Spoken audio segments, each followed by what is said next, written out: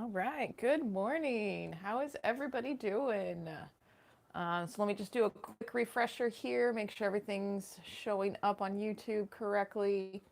This is Paint with Lovejoy, and today's painting is a viewer request, and we are doing a woodpecker. And what you're looking at on the screen, here we go, looks like it's going now. All right, so a little bit of what you're looking at on the screen. I am using a fresh panel, a fresh canvas, to where some of my other demos, you would have seen a texture on the background, and I resurfaced those. So if you want to resurface your canvases, there's a link in the description box below that you can do that with. And it's a nice way to kind of get the beginning, it's kind of a nice way to kind of get a lot of painting going without purchasing a bunch of canvases. So the other thing that you're looking at is we do have our outline for our design today. And you've got two options. You can pause the video, draw what you see, and then pick up the video for the painting portion. Or if that seems a little too intimidating, there is a link in the description box below for a Traceable, and I already have that uploaded onto the website, so you can purchase it, download it, and with carbon paper, excuse me, you can transfer that to the canvas. So it's a nice way for my beginner painters to get that initial image on their canvas without stressing about how to draw. So whichever one works for you, go for that. So for today's painting, I am using brushwork. We're going to have kind of shades of greens and yellows in the background. We will have our tree with, it can either be a hole for where his food is, or maybe the birds, little baby birds are in there. And then we do have a red-headed woodpecker with a white body and black wings. So we will be getting through all of that. Awesome, awesome. So seeing everybody jump on. Hi, Neva, Sonia, V, Denise, Photography Queen. All right, awesome. Thank you guys so much for jumping on. And I definitely had a nice smile on my face about a minute before the live feed and saw quite a few more and more each day are waiting to jump on. So it's the little things in life that make all the difference. All right, so we are going to start with the background, and I'm on an 8x10 canvas, so I'm using a bit of a smaller brush. But if you're on a bigger canvas, feel free to use a larger brush. And for this one, the background's a nice place to just kind of warm up. I'm just basically grabbing some green and yellow, and I'm going to slap them in a bunch of random areas, and then grab some yellow, and then grab some green. And we're just going to kind of do a somewhat of a hazy shades of green background. And I am using student grade paint. I teach mainly first time and beginner painters, so I try to use the supplies that you might be using at home so you can see how they're being handled. But with student grade paint, the paint's generally on the transparent side, so you are going to see where I apply this super thick. And that helps when you're working with student grade paint, or if you apply one layer and then you realize that maybe it's super thin, kind of like that, you can see through it, let it dry, and then you can apply a second layer on top of it. So, got a few options there. I kind of just like the thick method just because it's more fun to just literally slap paint on your canvas. And if you have anything that has frustrated you or irritated you this week, throw it into your canvas. And we don't necessarily solve problems, but you at least feel a little bit. Oh, okay, I'm looking at questions, sorry. Why is the drawing sideways? Actually, let me double check. Oh, it's actually correct. He's on the side of a tree. So, okay, yeah, he's on the side of the tree. But if you want to put him flat on the ground, you know, the woodpeckers walk on the ground too and scavenge a little bit, so go right ahead.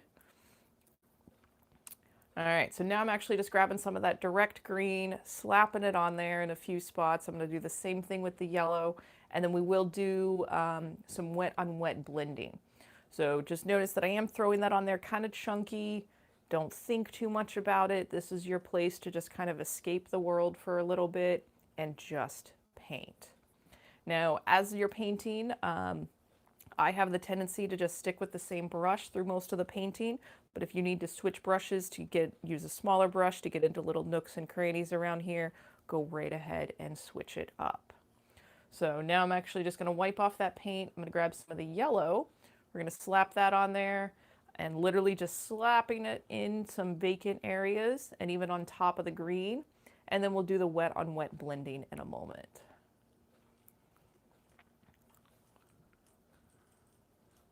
All right, and let's see, I think today is Thursday. Yeah, I think it's Thursday, so I hope everybody's having a good week. I generally know when it's Saturday and Sunday just because there's a little more activity, but most of the days it is whatever it is. All right, so just basically slapping that in some random areas. I am going to wipe off that excess paint. And then literally this is where it becomes a lot of fun. I'm just going to use light pressure, play with the brush, maybe try some long strokes, maybe just try that stabbing method that a lot of people have been liking for blending. If you want to finger paint, go right ahead. That's a lot of fun too. So whatever you feel like doing, just kind of get expressive and fill in that background. And it's a nice way to just basically kind of zone out into your painting. If you're on a stretched canvas, I'm on a panel, so it's a little more flat, but if you're on a stretched canvas, carry that color over the sides, the tops, and the bottom. And should you paint over your subject matter, if you get some of this on the inside of your bird or on the inside of the tree, don't freak out. Paint dries pretty quickly, and you can just paint a new layer or color on top of it. And like I said, this is just a fun place to just kind of slap some paint around, feel a little bit better, and just kind of go back to being a kid. We all need that at multiple times in life. All right, and as you're looking at this, if you're realizing that maybe you want some darker color in one area, I'm going to grab a chunk of that green. I want a little darker down here. You could even introduce some other colors. If you want it even darker, you could introduce some black into it. Just keep in mind that the black little bit goes a long way. You could even introduce blue, but basically it's just kind of an impressionistic, fuzzy background because the focus will be our bird.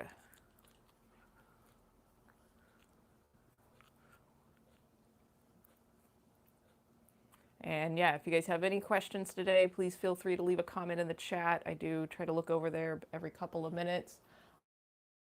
Love that you guys talk amongst yourself, which is awesome. Hi, Mike. Hi, Rhonda. Awesome. Yeah. But yeah, like I said, if you have any questions, just feel free to leave a comment and I'll try to address them. If I end up interpreting your comment wrong or your question wrong, please just let me know and I will clarify again. All right. And because this is student grade paint, it will start to flatten a little bit. Oh, and I've got a little bit right here. So if you end up going over that little leg, that's okay. We will reapply that leg later.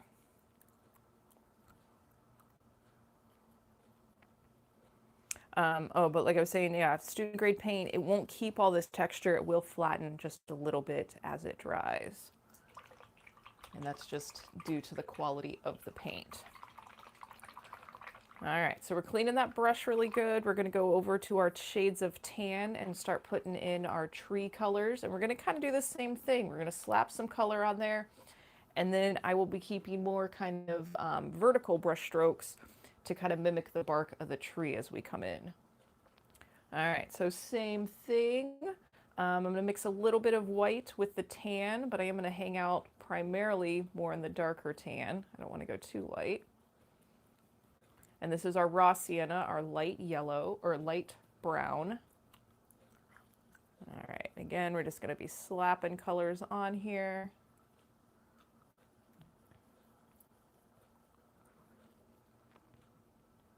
And just, I guess, hitting on a few things that were talked about in the demos earlier this week. I do have the sample sale up. There's a link in there to my portfolio, and I'm still adding a few more images on there, but I believe all the demos and a lot of my other sample paintings from other videos are on there.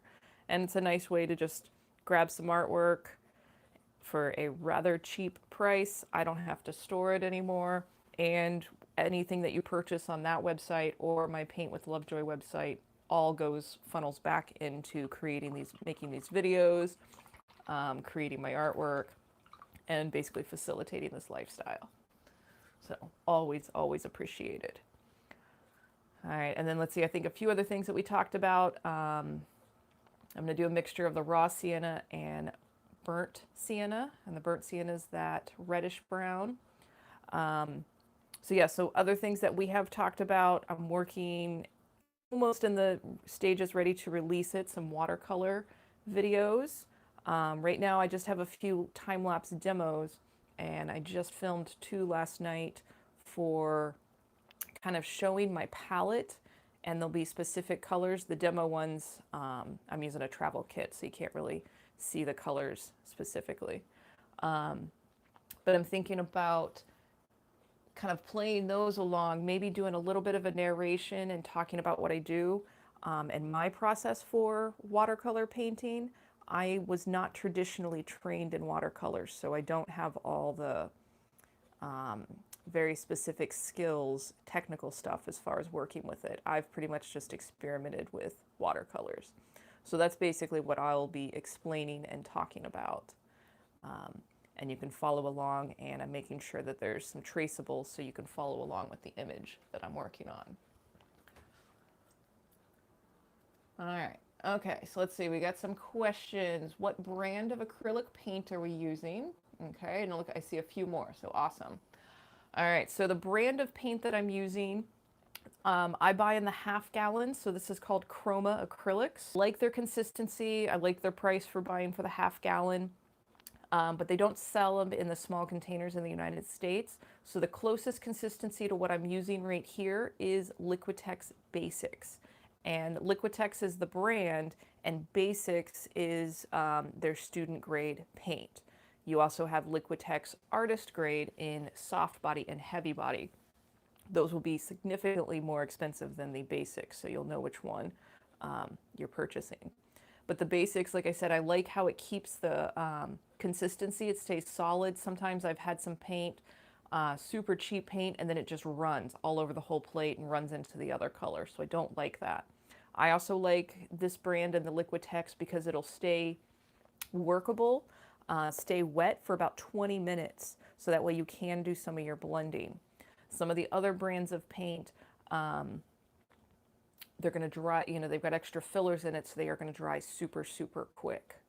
All right, so now I'm actually grabbing that burnt sienna, throwing it into where the little hole on the tree is, and I'm going to grab some black and a smaller brush and do a little bit more details on that one. All right, and let's see, I know there was a few other questions. We got brand of acrylic. How many colors of paint do I own? Oh my gosh, a lot actually. So for the teaching, I basically have the basic colors, and I'm at 6, 8, 12 basic colors between red, yellow, blue, orange, purple, green, raw sienna, burnt sienna, umber, black, and white, and teal. That was pretty good. I think I got all of them. But if you go into the art store, there are tons and tons and tons and tons of colors. And then definitely different colors within watercolors, acrylics, oils. So I own a good collection of watercolors, inks, acrylics. I don't own any oils anymore. I haven't painted that in a long time. Let's see, but it's definitely in the number of hundreds of bottles of paint that I have in my home studio now. All right, so now I'm grabbing just a little bit of the black, and we're going to go right on top of it. We're going to place this color on top of our brown, and then we're going to blend it in.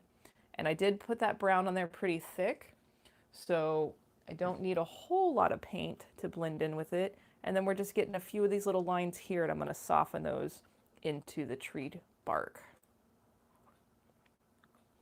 And it doesn't have to be an exact placement or order for this. All right, so we're going to wipe that brush off now, and then again with that light pressure, I want to kind of keep some of those lines kind of solid, so I'm not blending a whole lot into it, but I am just kind of smushing that darker brown, and then maybe wiping, or the black, smushing the black into the brown. There we go. I was having trouble speaking yesterday. It's carrying over. And then from there, I'm going to grab a few more of the brown, the reddish brown, throw it on there. And then kind of that same method. And it just creates kind of an interesting texture. It's not an exact replication of our tree bark. But again, with impressionistic style stuff, we're just going for the illusion, the impression of what we're creating, especially for a short little demo.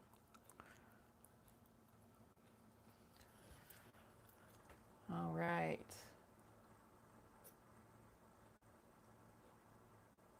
Okay, let's see. A few more questions. Let's see. We got the number of paints. Oh, Denise, yes. Thank you for purchasing the Howling Coyote. I just packaged that up. And Rhonda, I packaged your stuff up. So I'll be dropping that off at the post office this afternoon. All right.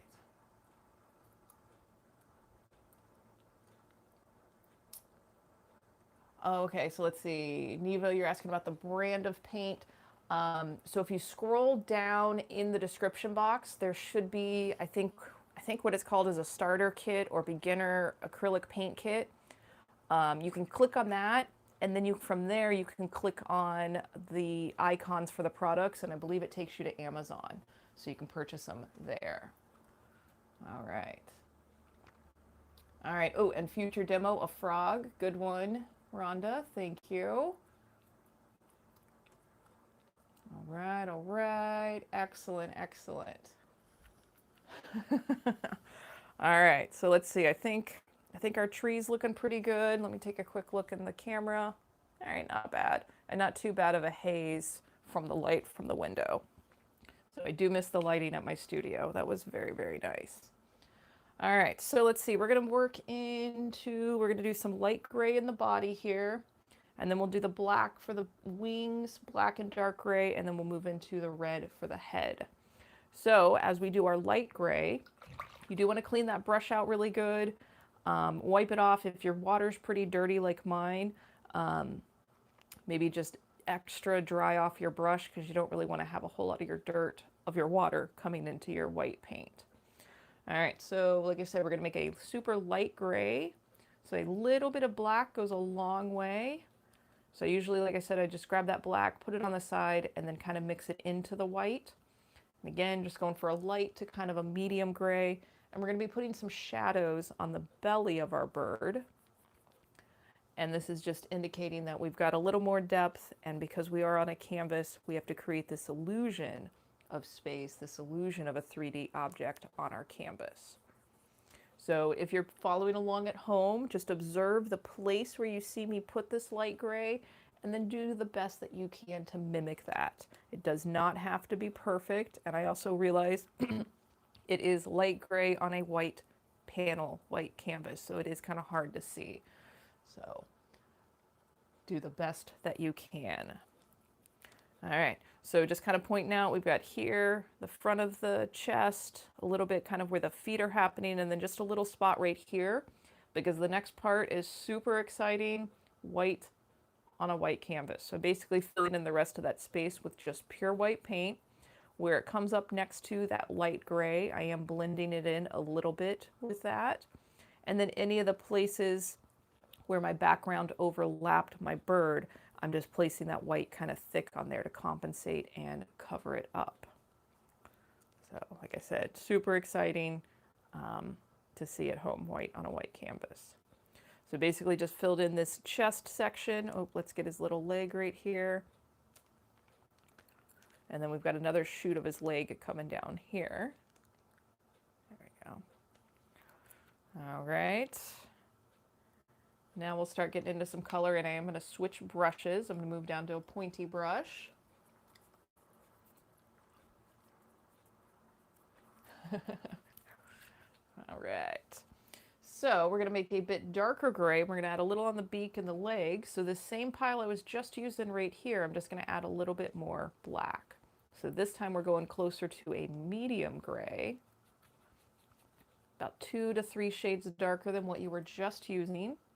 And like I said, we're going to put some of this on the beak and on the feet. So I'm actually just going to go ahead and fill in the feet so that you can see them at home. We will be putting nails on the feet. Very important attribute for birds. And if you have to make your shade of gray a second or third time, doesn't have to be exact shade every time.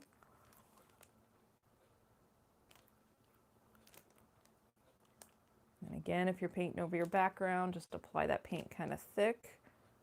My paint's still a little wet.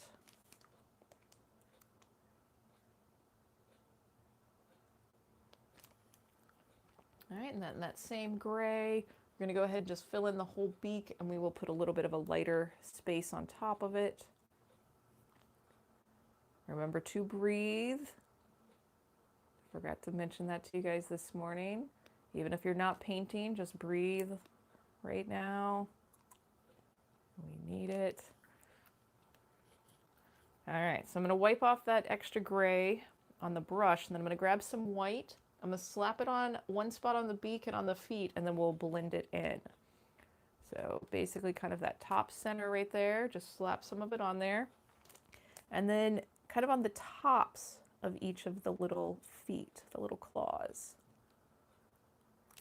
All right, and then I wipe that brush off, just getting that excess paint off, and then light pressure, just kind of softening that lighter color into the base color, which is our gray. And all that's doing is just kind of pushing it in, possibly changing the color just a little bit, but it's getting rid of some of those harsh, the sharper lines that we had earlier. All right, so now we're going to move into the arm right here. We've got a super dark gray happening here and then black in the rest of the area. So since we were going from light gray to dark, we're just going to keep with that trend. So I'm adding more black. And again, we're going maybe 4 shades darker than the medium gray you were just using. We're going for a dark gray.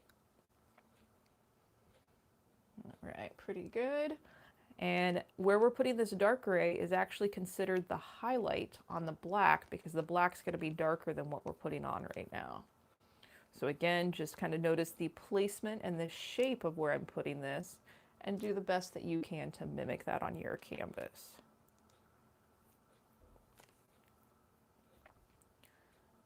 All right, and while we have some of this on our brush, before we move up to the black paint, I am using just the tip of the brush, and on the bottom of the beak, we're going to put a little bit of a shadow. And if you need to, again, remember to breathe. You can rest your forearm against the edge of the table if you need to put your pinky out and use that as your pivot point, but adjust to what you need with your current skills. And the more that you practice your skills, the better they get. All right, so just continuing that shadow along the bottom of that beak.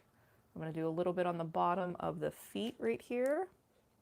And if you're getting into points to where these lines are super tiny and you're finding them very frustrating with your brush, feel free to grab a toothpick or a paper clip, and you can pull the paper clip apart and just use the end of it to apply smaller lines and smaller details.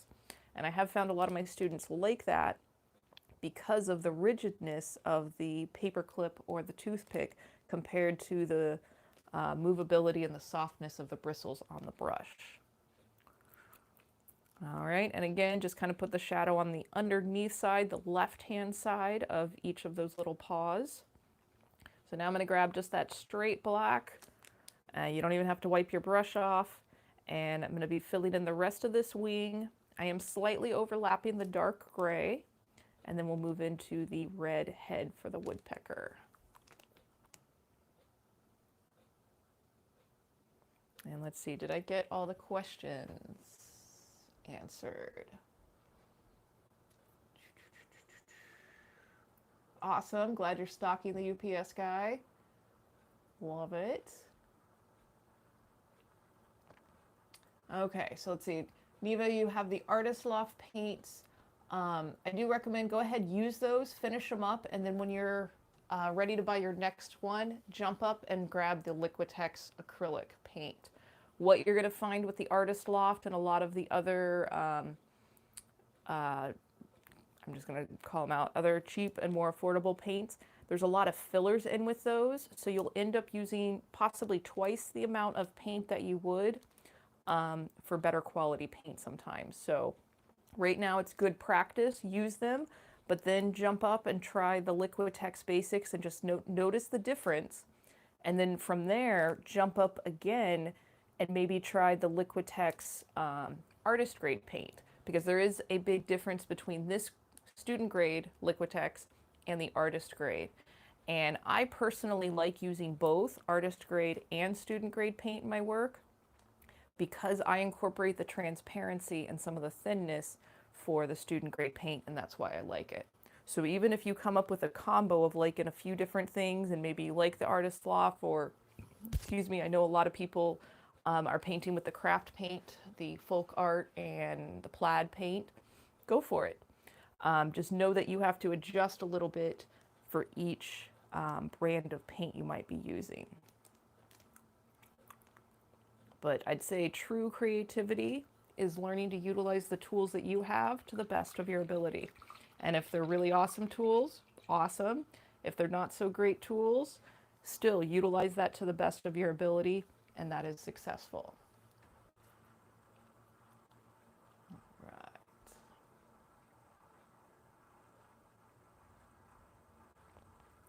Awesome. And hi, Anna. Thanks for jumping on from Puerto Rico. No worries. You can always catch the video in the replay. So, and I do paint pretty quick for a half-hour little demo. So it does, I think, help to, I know quite a few people watch it and then they'll go back and paint and pause as needed. So nothing is wrong with that. So I'm still on the pointy brush. I'm moving over to the red paint and filling in the head of this woodpecker. And we're going to do the same thing. We're going to put this base color on there, and then I'm going to go a little bit lighter, not too much lighter because I don't want to do crazy pink, but we'll go a little bit darker and put our colors on top. And the red's another one that is rather transparent for the student grade paint. So I don't know if you guys can see it at home, but as I paint over the place where the background went on top of it, I can actually still see it through my paint. So this one will probably require 2 coats.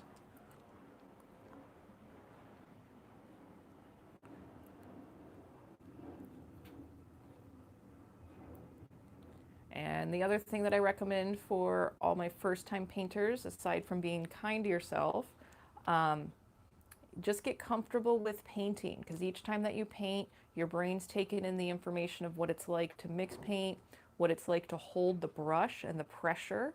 And the more that you do it, the more comfortable and the more your muscles and your brain remember what you learned the last time. That's why it's important. Just be kind to yourself and keep painting, even if it's a not so great painting day. That was actually a day for me yesterday. It was a great technical editing day, but it was not so good of a painting day. And if any of you, a few of you that watched the demo yesterday, it still turned out okay, but it didn't go the way that I had envisioned it. And that's part of the painting process. You know, no matter how long any professional or amateur has been painting, there's going to be good days and there's going to be bad days, or maybe not bad days, but days where you struggle a little bit more. And that's part of the process, and that makes it so you can appreciate those good days even more. So kind of counters it. All right, so this guy's looking good. I am actually going to go back with some of the brown in a few of those spots that I can see the white. But first we're going to come in and put some shading on here. So I'm going to take the red, put a little bit aside. Little bit of black goes a long way. So again, I like to kind of set it right next to where I'm going to mix it and then start mixing it with the color. That way I can always grab a little bit more. All right, and again, going to place these in a few very specific spots, and then we're going to blend it in.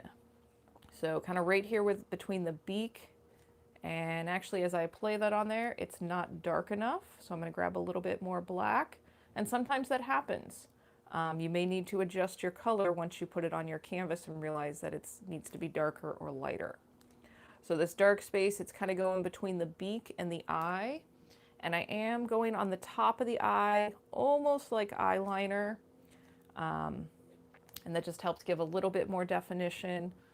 It's going to make that eye pop. We'll go a little bit lighter underneath the eye. And then kind of here at the curve of the neck and the head. And this one, because my red is so transparent, that stabbing method blending is working a little bit easier.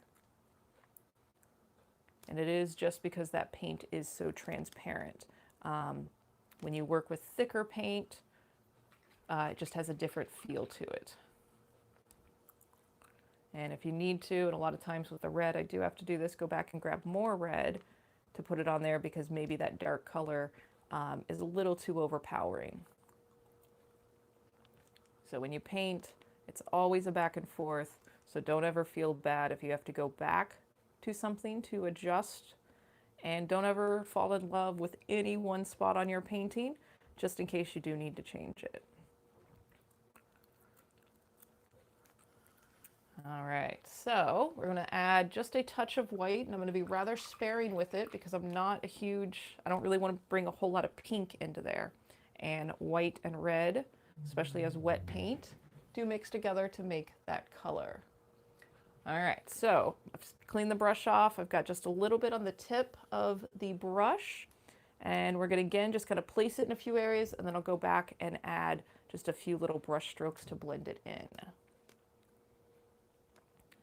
All right, and I'm going right underneath the eye, a little above. It's a little darker above than I wanted. That's all right. And then again, wipe that brush off. And I'm not going to do a whole lot of movement, but I am going to squish this paint, this white, into the red just a touch. If you end up doing it too much, just reapply your white and move your brush a little less. But this is, again, one of those things that the more that you paint, the more your brain understands the pressure of the brush and how to kind of pull it through. So be kind to yourself. All right, so I'm actually going to go back to just a few of the spots of brown. I've got some white canvas showing here, and I think that kind of almost brings us into the conclusion of the video.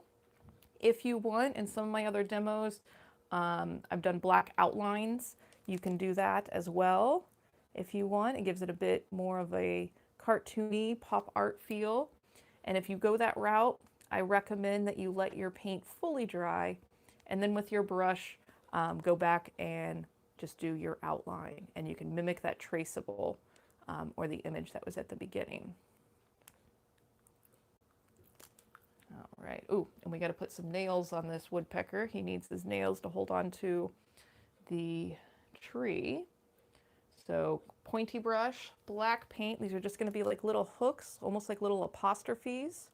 So I start with the tip and then pull it back into where those little claws are, little feet. Remember to breathe.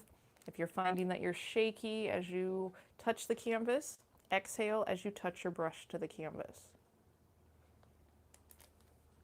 It'll make it a little bit easier. And while I have the black on here, I'm actually just going to go back over the eyeball. That was with Sharpie marker from the beginning. So go over your pupil. And should you make the mistake, and I'm going to go ahead and do it right now, should you make the mistake and fill in that white spot, you've just turned your bird into a zombie. We will not leave him that way, but don't freak out if you do that.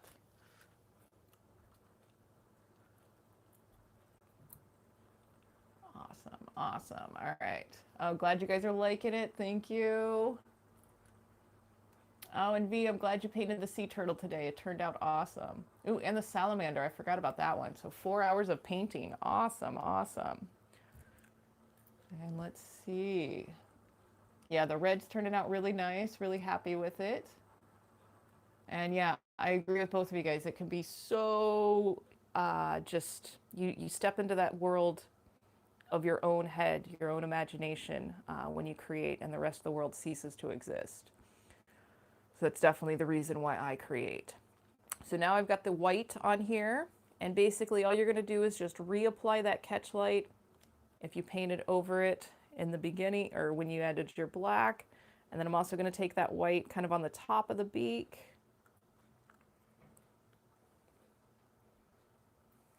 And then these little claws, I'm going to go just a little bit brighter. Whoops, an extra little hair. And on each of these little nails, trying to do a little bit of a highlight. So again, remember that toothpick or paper clip will come in handy for stuff like this. Remembering to breathe. Sometimes easier said than done. And I'm going to put a little bit more right here, a little thicker. I do have a few little feathers that are shooting off right here.